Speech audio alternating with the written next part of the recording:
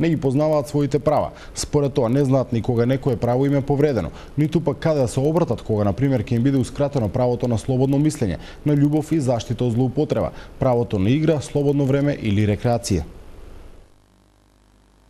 Во последните 5 години центрите за социјална работа не евидентирале ниту еден случај на насилство врз децата, тврдат од првата детска амбасада во светот Меѓаши.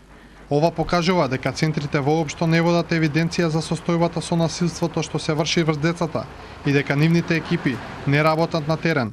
И тоа, за жал, е реалната слика во државата, вели директорот на Меѓаши, Драги Змијанац. Центрите за социјална работа се пасивни, не си обуват својата работа, не се на терен, немаат увид во сите дисфункционални семејства, не е соодветна изјавата на било кој одговорен да каже дека граѓаните не се совесни па не го пријуват насилството.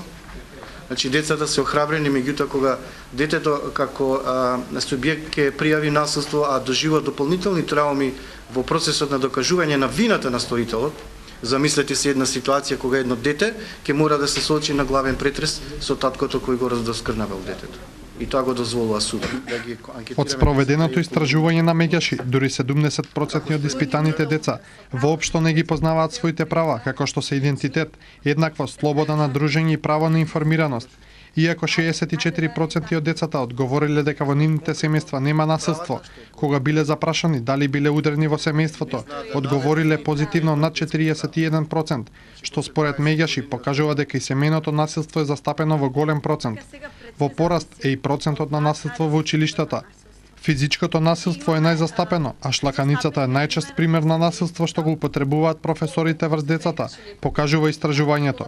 По повод 20 годишнината од донесувањето на Конвенцијата за правата на децата и Хелсиншкиот комитет за човекови права констатира зголемување на насилство врз децата и препорачуваат државата да направи трансформација во социјалниот модел и центрите за социјална работа преку обуки достапно со 24 часа да бидат на располагање на децата.